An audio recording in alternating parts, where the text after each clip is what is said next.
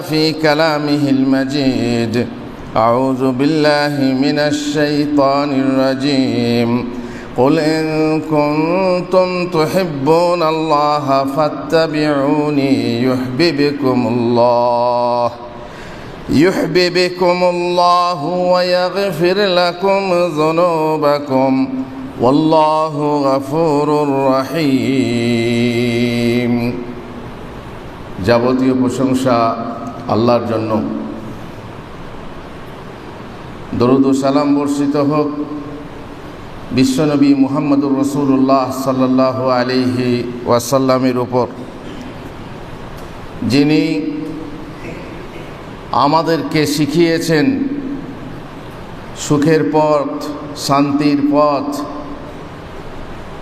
কোন পথে সুখ আছে, শান্তি আছে। পারিবারিক জীবনে, সাংসারিক জীবনে, রাজনৈতিক জীবনে তথা সমস্ত রকমের জীবনে সুখ শান্তি আছে। যাদের আনুগত্য করা দরকার, যারা অনুগত হবে তাদের জন্য ওয়াজিব তাদেরকে আনুগত্যের যে গুরুত্ব, যে মাহাত্ম্য, তা তিনি বাতলে গেছেন এবং তাতেই আছে শান্তি। দুঃখের বিষয়, বর্তমানে সংসার জীবনে স্ত্রী স্বামীর কথার অবাধ্য, স্বামীর কথা মানতে চায় না, সন্তান বাবা মায়ের কথা মানতে চায় না, ছাত্র ছাত্রী শিক্ষকদের কথা, উস্তাদদের কথা মানতে চায় না, প্রজা রাজার কথা মানতে চায় না, আইন অমান্য করে, রোগী ডাক্তারের কথা মানতে চায় না। আরে ডাক্তারের কথা মানলে মরবি রে, ওরা অনেক কিছু বলে, সব কথা শুনলে জীবনে বেঁচে থেকে লাভ নেই। রোগী ডাক্তারের কথা মানে না, জামাত ইমামের কথা মানে না, ইমাম রেখেছে পয়সা দিয়ে, বরং ইমামকেই জামাতের কথা মানতে হয়, না হয় তার চাকরি থাকবে না। জনগণ আলেমের কথা মানে না। আরে আলেমরা আলেমদের কথা বলে, আমরা শোনার কথা শুনি, মানতে হবে, যে যতটা পারবে মানবে, না মানবে এটা বড় কথা না। চলে আসছে গতানুগতিক খুতবার ধারা, প্রত্যেক জুমাতে খুতবা হয় এক একটা বিষয় নিয়ে, মানতে হবে সেটা নয়। অনেকে জানতে হবে এটাও মানে না, আর মানতে হবে সেটাও মানে না। বড়দের কথা ছোটরা গ্রাহ্য করে না। আগে বড়দের কথা ছোটরা মানত, আর ছোটদের প্রতি কথা বললে তারা সম্মান করত। আর আজকে ছোটদেরকে যদি কথা বলা হয়, ছোটদেরকে কথা বলতে ভয় হয় যে সে কখন আমার অসম্মান করে বসে। নানির কথা নাতিনরা মানে না, নানির কথা পানি পানি। গরিবের কথা মানুষ মানে না, যদিও গরিবের কথা বাসি হলে খাটে। আমি আজকে একটা বিষয় নিয়ে আপনাদের কাছে আলোচনা করব। এই মানা না মানার ব্যাপারে কতটা গুরুত্ব রয়েছে ইসলামে, এবং মান্যবরকে কিভাবে মানতে হয়। অবশ্য সেখানে বাড়াবাড়ি পর্যায়ে আছে, আবার সেখানে শৈথিল্য আছে। দুটোই চলবে না, বাড়াবাড়ি করাও চলবে না, আর শৈথিল্য করাও চলবে না। যাকে যে পজিশন দেওয়া দরকার সেই পজিশন দিয়ে তাকে মানতে হবে। প্রত্যেক মানুষ অনুগত, হয় সে মানুষের অনুগত, আর না হয় সৃষ্টিকর্তার অনুগত। সব সময় সে আনুগত্যে থাকবে, এই হচ্ছে তার জীবন। সবাই দাস, আমরা সবাই দাসত্ব করি, জেনে অথবা না জেনে দাসত্ব করি। স্ত্রী ভাবছে যে আমি কেবল সংসারে দাসী, কিন্তু এটা ভেবে দেখে না যে তার স্বামীও তার দাসত্ব করে, সেও হচ্ছে তার দাস। একতরফা ভেবে নিয়ে ভাবে আমি হচ্ছি অত্যাচারিত বা অত্যাচারিতা আর সে হচ্ছে অত্যাচারী। কিন্তু না, যেখানে আনুগত্য আছে সেখানে সুখ আছে, শান্তি আছে। শুনুন, নমুনা বলি আমি। রাসূলুল্লাহ সাল্লাল্লাহু আলাইহি সাল্লামের জীবনে, সাহাবাদের জীবনে আমাদের আদর্শ রয়েছে। লাকাদ কানা লাকুম ফি রাসূলিল্লাহি উসওয়াতুন হাসানাহ। রাসূলের জীবনে আমাদের নমুনা রয়েছে, তার সাহাবীদের জীবনে আমাদের নমুনা রয়েছে। আমরা তারই কিছু সংক্ষেপে আলোচনা করি। সাহাবায়ে কেরাম ছিলেন আল্লাহ রসুল সাল্লাল্লাহু আলাইহি ওয়াসাল্লামের একান্ত অনুগত অনুসারী।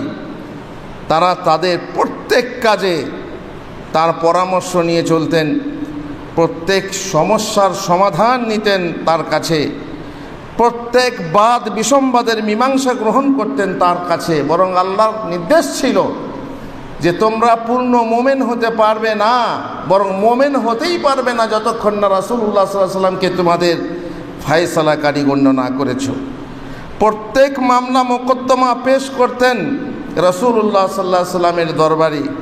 তারা তার আদর্শকে নির্দ্বিধায় পালন করতেন, তার নিষেধ নিঃসংকোচে মান্য করতেন। খাস না হলে তার প্রত্যেক ইবাদত, ব্যবহার ও কাজকর্মে তারা তার অনুকরণ করতেন। যদি খাস না হতো, যেটা কিছু কিছু আছে রাসূলুল্লাহ সাল্লাল্লাহু আলাইহি ওয়াসাল্লামের জন্য খাস, আল্লাহ রসুল সাল্লাল্লাহু আলাইহি ওয়াসাল্লাম তাদেরকে নিজের আনুগত্য অনুকরণ করতে আদেশ করতেন এবং তা পালন না করা হলে তিনি রাগান্বিত হতেন। আল্লাহ বলেছেন আতিউল্লাহ ওয়া আতিউর রাসূল, আদেশ করেছেন দাসদেরকে, বান্দাদেরকে আদেশ করেছেন যে তোমরা আল্লাহর আনুগত্য করো এবং রাসূলের আনুগত্য করো। অগাধ ভক্তিতে তার প্রত্যেক কাজে তারা তার অস্বাভাবিক অনুকরণ করতেন। একবার তিনি সোনার মোহর যেটাকে মোহরের কাজে ব্যবহৃত আংটি তৈরি করলেন। তা দেখে তারাও তৈরি করে ব্যবহার করতে শুরু করলেন। অতঃপর তিনি তা ফেলে দিলেন আর তিনি বললেন আমি আর কোনো দিন তা ব্যবহার করব না, যেহেতু তা সোনার। তা দেখে তারাও নিজ নিজ আংটি ফেলে দিলেন। একদা নামাজ পড়তে পড়তে জিবরিল আলাইহিস সালাম মারফত নবী সাল্লাল্লাহু আলাইহি ওয়াসাল্লাম জানতে পারলেন তার জুতায় নাপাকি লেগে আছে। জুতা পরে নামাজ পড়ছিলেন সবাই, রাসূলুল্লাহ এবং সাহাবায়ে কেরাম। তখন তিনি খুলে বাম দিকে রাখলেন। তা দেখে সাহাবাগণ সকলে নিজ নিজ জুতা খুলে ফেললেন। নামাজ শেষে তিনি তাদের উদ্দেশ্যে বললেন, তোমাদেরকে তোমাদের জুতো খুলে ফেলতে কে উদ্বুদ্ধ করলো? তারা বললেন, আমরা দেখলাম আপনি আপনার জুতা খুলে ফেলেছেন, তাই আমরাও আমাদের জুতো খুলে ফেললাম। তিনি বললেন, জিবরিল আলাইহিস সালাম আমাকে খবর দিলেন যে তাতে নাপাকি লেগে আছে, তাই আমি খুলে ফেললাম। তোমাদের জুতায় নাপাকি না থাকলে তা খুলে ফেলা জরুরি ছিল না। কিন্তু এটাকে হয়তো আপনারা বলবেন অন্ধভক্তি। জি, অন্ধভক্তি। রাসূলুল্লাহ সাল্লাল্লাহু আলাইহি ওয়াসাল্লামের ব্যাপারে অন্ধভক্তি থাকবে, অন্য কোনো ব্যক্তির ব্যাপারে অন্ধভক্তি থাকবে না, অন্ধ ভালোবাসা থাকবে না।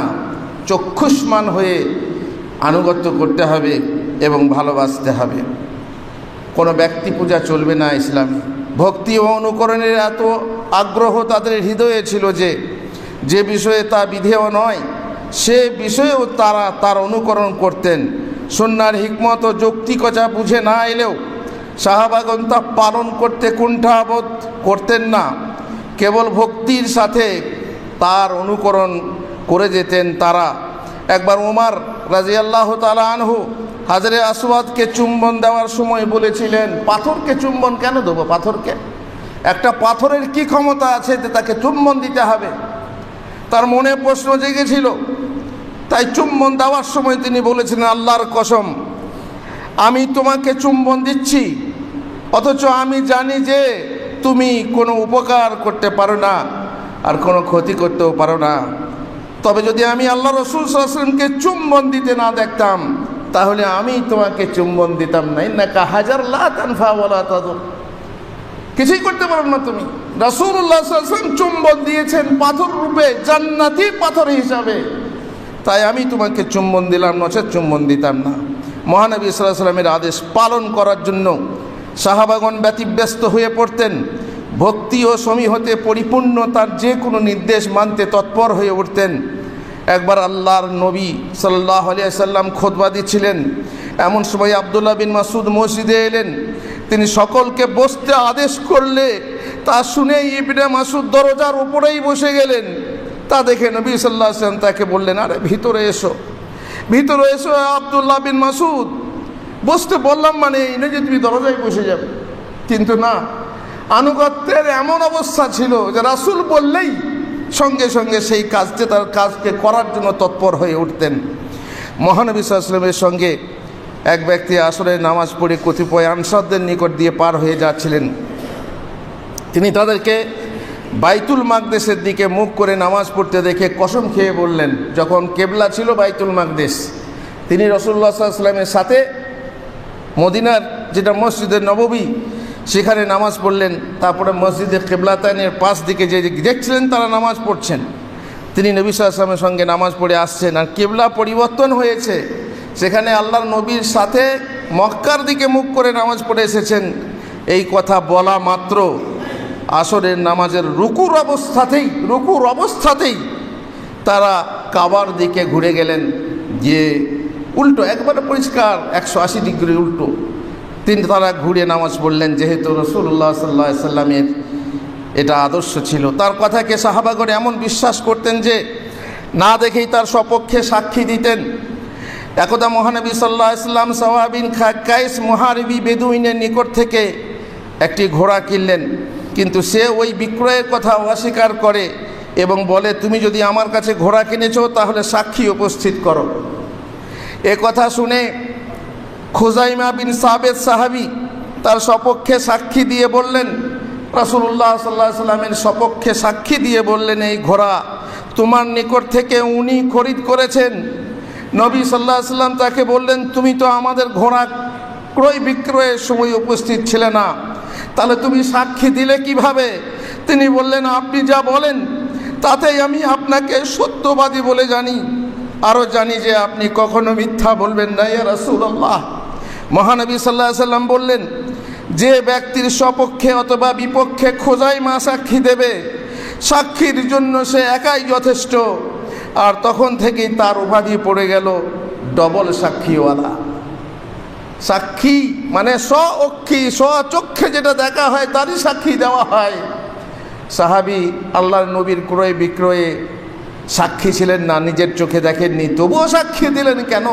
যেহেতু রাসূলুল্লাহ সাল্লাল্লাহু আলাইহি ওয়াসাল্লাম যেটা বলেন সেটা চোখের দেখার থেকেও বেশি শ্রেষ্ঠ, বেশি উত্তম এবং বেশি গুরুত্বপূর্ণ। এখন আজকাল অনেকে বলে, কবরে কি হয়েছে দেখে এসছে নাকি? কবরের কথা বললে বলে কবরে কি ঘটছে কেউ দেখে এসছে নাকি? আরে যে দেখে এসেছে সে একটা সাধারণ মানুষ। যদি আব্দুল কারিম কেউ এসে বলে, আমি কবর থেকে উঠে এলাম মরার পর জীবিত হয়ে, তোমরা শোনো কবরে এই হচ্ছে, বিশ্বাস করবে? এই লোকটার কথা বিশ্বাসযোগ্য বেশি নাকি মুহাম্মদুর রাসূলুল্লাহ সাল্লাল্লাহু আলাইহি ওয়াসাল্লামের কথা বেশি বিশ্বাসযোগ্য? তোমরা বোঝো না? রাসূল সাল্লাল্লাহু আলাইহি ওয়াসাল্লাম যে খবর বলেন সেই খবর সারা সৃষ্টির সবার থেকে বেশি বিশ্বাসযোগ্য। সুতরাং তুমি কার কথা মানবে আর কার কথা তুমি অবিশ্বাস করছো? আজ অবিশ্বাস করে কাল গিয়ে বুঝবে তুমি ঠকবে। পার্থিব ব্যাপারেও তার ভক্তির সাথে সাহাবীরা তার ভক্তির সাথে অনুকরণ করতেন। একবার তিনি সাহাবাদেরকে বললেন, তারা খেজুর মোছার পরাগ মিলন সাধন করছেন, অর্থাৎ মাদা গাছের মোছা নিয়ে মাদি গাছের সঙ্গে মিলন সংশোধন করলে ফল পরিপুষ্ট হয়। তো আল্লাহ রাসূল বললেন, এটা যদি না করতে তাহলে ভালো, এটাও ফসল হতো। দেখা গেল ফসল ভালো হলো না।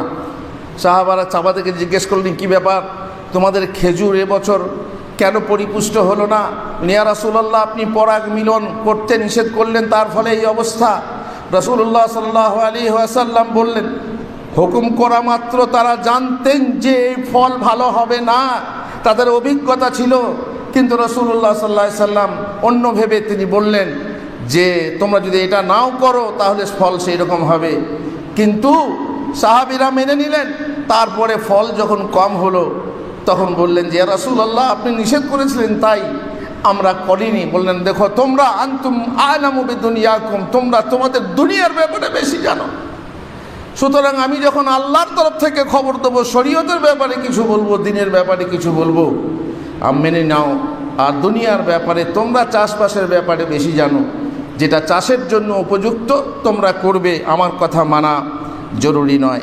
সাধারণ খাবার, যেসব সাধারণ খাবার মহানবী সাল্লাল্লাহু আলাইহি ওয়াসাল্লাম খেতে ভালোবেসেছেন, সেই খাবার তার মহব্বতে খেয়ে তার সুন্নত পালন করেছেন সাহাবাবর্গ। কি অপূর্ব অনুকরণ ও অনুসরণের নজির তারা রেখে গেছেন। একবার এক খাবারের মজলিসে আনাস রাদিয়াল্লাহু তাআলা আনহু মহানবী সাল্লাল্লাহু আলাইহি ওয়াসাল্লামকে লাউ রান্না খেতে পছন্দ করতে দেখলেন, আর তখন থেকে তিনি নিজে লাউ খেতে ভালোবাসতে লাগলেন, কদু খেতে ভালোবাসলেন। কদু রাঁধতে পারলে মধু, না হলে ভাত শুধু। তাহলে এইখানে রাসূলুল্লাহ সাল্লাল্লাহু আলাইহি ওয়াসাল্লামের অনুকরণে কদু কি আমার তরকারি, কদু তুমি আমার কি তরকারি, রাসূলুল্লাহ সাল্লাল্লাহু আলাইহি ওয়াসাল্লামকে যদি খেতে না দেখতাম আমি তোমাকে খেতাম না। তার লিবাস পরার যে ধরন ছিল, তিনি যেভাবে লিবাস পরতেন তার অনুকরণ করেছেন। মুআবিয়া বিন কুররা বলেন, আমার আব্বা আমাকে খবর বলেছেন যে আমি মুজাইনা গোত্রের একটি দলের সাথে রাসূলুল্লাহ সাল্লাল্লাহু আলাইহি ওয়াসাল্লামের কাছে এসে তার হাতে বায়াত করি। সে সময় তার জামার বুকে, এই যে বুকের এই অংশটার বোতাম খোলা ছিল, বোতাম লাগানো ছিল না। তারপর সে সময় তার জামার বুকের যে বোতাম সে খোলা ছিল। বায়াতের পর আমি তার সেইখানে হাত ভরে তার নবুয়তের মোহরে আমি স্পর্শ করলাম।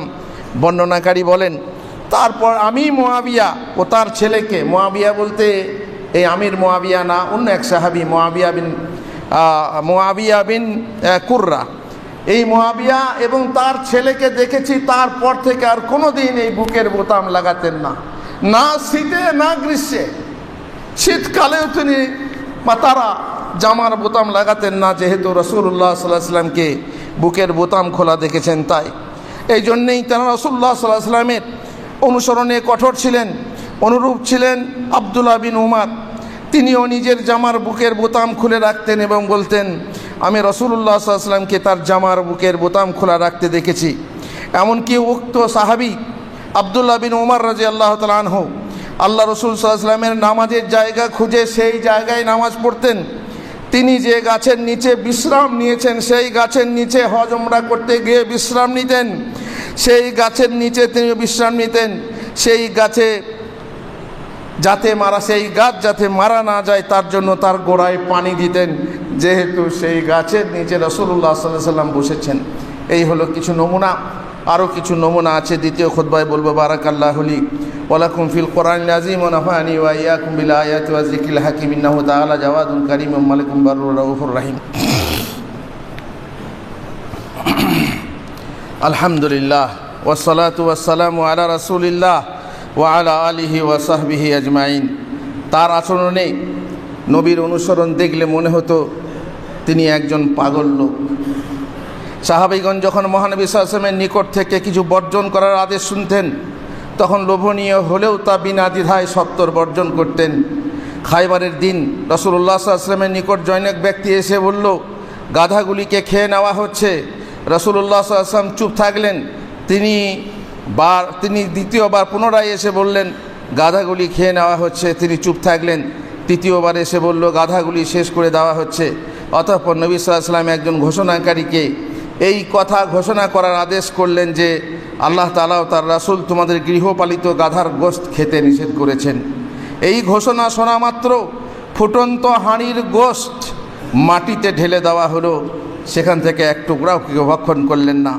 মদ যখন হারাম করা হলো, তখন সাহাবাগণ মদের বড় বড় পাত্র ভেঙে দিলেন এবং কোন কোন পাত্র থেকে ঢেলে এমন সমস্ত পাত্র ঢেলে ফেললেন, আর তার ফলে মদিনার গলিতে মদ প্রবাহিত হলো। মদের এত ব্যবসা ছিল যে মদিনার গলিতে প্রবাহিত হতে লাগলো। অতঃপর সেই অভ্যাসগত নেশার জিনিস আর কেউ ভক্ষণ করলেন না। ইবনে আব্বাস বলেন, একদা আল্লাহর রাসূল সাল্লাল্লাহু আলাইহি ওয়াসাল্লাম এক ব্যক্তি সোনার আংটি দেখলেন, তার হাতে সোনার আংটি দেখলেন। তিনি তার হাত হতে তা খুলে ছুঁড়ে ফেললেন এবং বললেন, তোমাদের কেউ ইচ্ছাকৃত দোজখের আঙ্গার হাতে কেন নাই? অতঃপর নবী সাল্লাল্লাহু আলাইহি ওয়াসাল্লাম চলে গেলে লোকটিকে বলা হলো, তোমার আংটিটা কুড়িয়ে নাও এবং অন্য কাজে লাগাও। বা বাড়ি ওটা বিক্রি করে তোমার মূল্যটা কাজে লাগাও। কিন্তু লোকটি বলল, আল্লাহর কসম, আমি তার আর কখনো ভক্ষণ আর তো কখনো গ্রহণ করব না যার আল্লাহ রাসূল সাল্লাল্লাহু আলাইহি ওয়াসাল্লাম ছুঁড়ে ফেলেছেন। আংটিটা কুড়িয়ে তা বিক্রি করে তার মূল্য কাজে লাগানোতে অথবা আত্মীয় কোনো মহিলাকে দেওয়াতে কোনো গুনাহ ছিল না। কিন্তু আনুগত্যের এমন পরাকাষ্ঠা যে তিনি রাসূলুল্লাহ সাল্লাল্লাহু আলাইহি ওয়াসাল্লাম যেটা ছুঁড়ে ফেলেছেন সেটা কুড়িয়ে নেওয়া বৈধ হলেও তিনি কুড়িয়ে গ্রহণ করেননি। একদা আবু জুহাইফা মহানবী সাল্লাল্লাহু আলাইহি ওয়াসাল্লামের সামনে ঢেকুর তুললে তিনি তাকে বললেন, আমাদের সামনে তোমার ঢেকুর তোলা বন্ধ করো। পার্থিব জীবনে যে বেশি পরিতৃপ্ত হয়, কিয়ামতের দিনে সে বেশি ক্ষুধার্ত হবে। এ হাদিস শোনার পর তিনি মরণকাল পর্যন্ত কোনো দিন পেট পুড়ে খানা খাননি। তিনি রাতের খাবার খেলে দুপুরের খাবার খেতেন না, এবং দুপুরের খাবার খেলে আর রাতের খাবার খেতেন না। বলা বাহুল্য, এসব হলো রসুলের চরম আনুগত্যের প্রকৃষ্ট নমুনা। শুধু পুরুষরাই নয়, বরং মহিলারাও মহানবী সাল্লাল্লাহু আলাইহি ওয়াসাল্লামের অনুসরণের আজব দৃষ্টান্ত নমুনা রেখে গেছেন।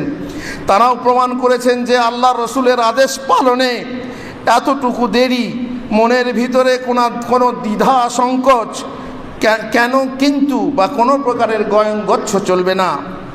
এক সময় পুরুষ ও মহিলাদেরকে একসঙ্গে পাশাপাশি রাস্তায় চলতে দেখে নবী সাল্লাল্লাহু আলাইহি ওয়াসাল্লাম বলেছিলেন, হে মহিলাগণ, তোমরা পিছিয়ে যাও, পথের মধ্যভাগে চলা তোমাদের জন্য সমীচীন নয়, বরং তোমরা পথের এক পাশ দিয়ে চলাচল করো। আর এইভাবে ভিড়ে প্যান্ডেলের ভিতরে একসাথে খাওয়া দাওয়ার মতো এই কথা তো বলতেই হবে না। রাস্তায় চলার সময় নিয়ম নীতি কী, আর আমাদের প্যান্ডেল করে ছেলে মেয়েদেরকে একসাথে মিক্স করে খিচুড়ি ঘাটার মতো খাওয়া দাওয়ার করানোটা কি, সেটা বুঝতেই পারছেন। মেয়েরা সঙ্গে সঙ্গে দেওয়ালে ঘেঁষে চলতে আরম্ভ করলো, রাস্তার ধারে না বরং দেওয়াল ঘেঁষে চলতে লাগলো। এমনকি তারা এমনভাবে দেওয়াল ঘেঁষে চলতে লাগলো যে তার ফলে তাদের দেহের পরিহিত কাপড় দেওয়ালে আটকে যেতে লাগলো। আর প্যান্ডেলের ভিতরে যান, আপনি মৌলভী সাহেব দাড়ি নিয়ে টুপি নিয়ে বসে আছেন, আপনার পাশে এক আধুনিকা মালবিকা এসে গ্যাট হয়ে বসে যাচ্ছে, কোনো লজ্জা নেই, কোনো শরম নেই। একদা জনৈক মহিলা তার কন্যাকে সঙ্গে করে রাসূলুল্লাহ সাল্লাল্লাহু আলাইহি ওয়াসাল্লামের নিকট উপস্থিত হলো। তার মেয়ের হাতে দুইখানা সোনার মোটা বালা ছিল। তা দেখে নবী সাল্লাল্লাহু আলাইহি ওয়াসাল্লাম বললেন, তুমি কি এর যাকাত আদায় করেছো? সে বলল, না। তিনি বললেন, তাহলে তুমি কি পছন্দ করো যে এই দুইখানা বালার পরিবর্তে কিয়ামতের দিন আল্লাহ তোমাকে আগুনের তৈরি দুইখানা বালা পরিধান করাবেন? সঙ্গে সঙ্গে মহিলাটি বালা দুটি খুলে রাসূলুল্লাহ সাল্লাল্লাহু আলাইহি ওয়াসাল্লামের সামনে রেখে দিয়ে বলল, এই বালা দুইখানা আল্লাহ তার রাসূলের জন্য, আমার মেয়েকে আর পরাবো না। আমাদেরও উচিত সেই রূপ অনুসরণ করা। যদি আমরা সত্যপক্ষে তার উম্মত হওয়ার দাবি রাখি, তাহলে আমাদের বক্ষস্থিত ঈমানের খোঁজ নিয়ে দেখা দরকার যে আমরা কি সত্যপক্ষে তার অনুসরণ করে তাকে ভালোবাসতে পেরেছি। আমরা মহান আল্লাহর ভালোবাসা লাভ করার জন্য কি তার প্রেরিত রাসূলের প্রকৃত অনুসরণের উদাহরণ রাখতে পেরেছি। মহান আল্লাহ বলেছেন, কুল ইন কুনতুম তুহিব্বুন আল্লাহ ফাত্তাবিউনি ইউহিব্বুকুমুল্লাহ, বলো তোমরা যদি আল্লাহকে ভালোবাসো তবে আমার অনুসরণ করো, তাহলেই আল্লাহ তোমাদেরকে ভালোবাসবেন এবং তোমাদের অপরাধ ক্ষমা করবেন। আর আল্লাহ অত্যন্ত ক্ষমাশীল, পরম দয়ালু। আমরা কি আমাদের মনের বিশ্বাসে, মুখের কথায় ও কর্মজীবনের কাজে তার প্রতি অকৃত্রিম ভালোবাসা প্রমাণ করতে পেরেছি? আমাদের মাঝে কি এ সকল লক্ষণ আছে যে আমরা কি নবী সাল্লাল্লাহু আলাইহি ওয়াসাল্লামের সাক্ষাৎ লাভ এবং তার সঙ্গী হওয়ার আকাঙ্ক্ষা পোষণ করি? তা থেকে বঞ্চিত হওয়াকে পৃথিবীর অন্যান্য সকল বস্তু থেকে বঞ্চিত হওয়া অপেক্ষা অধিক কষ্টকর বলে মনে করি?